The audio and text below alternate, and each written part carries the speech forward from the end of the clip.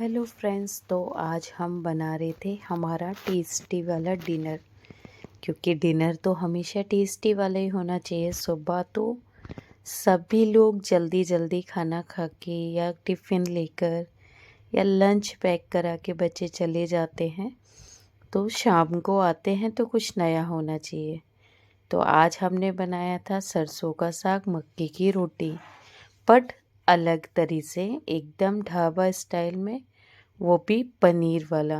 तो चलिए बनाते हैं। पहले मैंने पालक और सरसों के साग को मिलाकर धो लिया था और उसे बॉईल होने रख दिया था।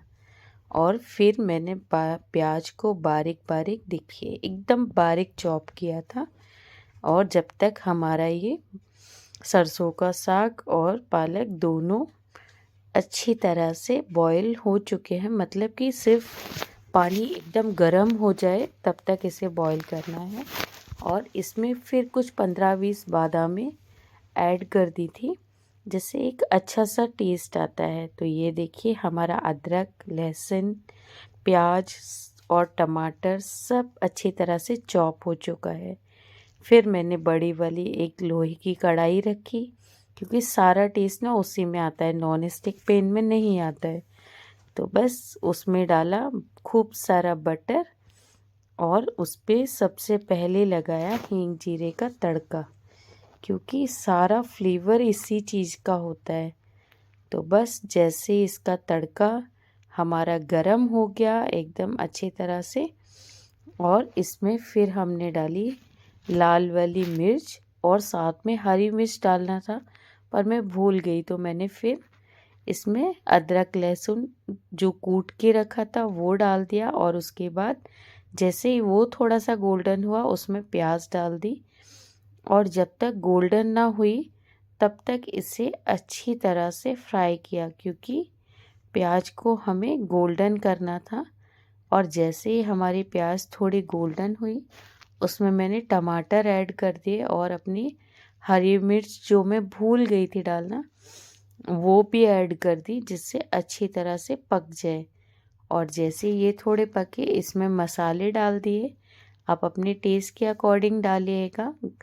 हल्दी, मिर्ची, नमक, ये तीनों मसाले हमने इसमें डाल दिए हैं।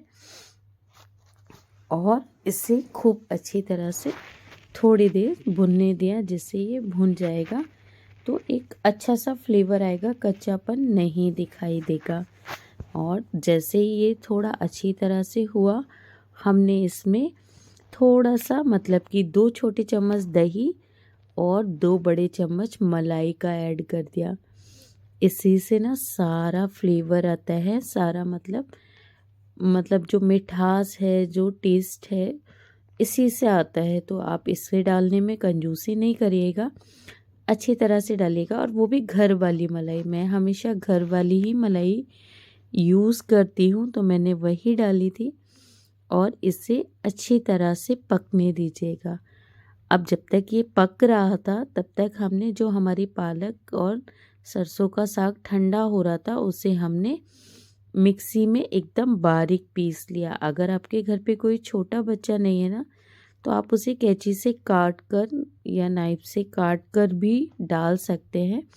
पर क्या है, बच्चों को ना उसमें जो रेशे रेशे आते हैं ना, वो पसंद नहीं आते हैं।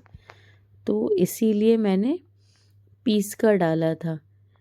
तो आप चाहें तो पीस कर डाल सकते हैं, आप चाहें तो उसे साबुत डाल के भी इस्तेमाल कर सकते हैं। देखिए कितनी बढ़िया तरीके से हमारा घी एकदम हमारे मसाले से अलग हो चुका है, हमारे मसाले में दिख रहा है। आपको समझ आ रहा होगा। तो बस मैंने इसमें पिसा हुआ अपना साग डाल दिया और इसे अच्छी तरह से मिलने दिया, जिससे ये अच्छी तरह से मिल जाए और सारे फ्लेवर्स एक दूसरे में मिक्स हो जाएं। ये बात आपको बिल्कुल ध्यान रखना है कि आपको इसी तरह से इसे करना है।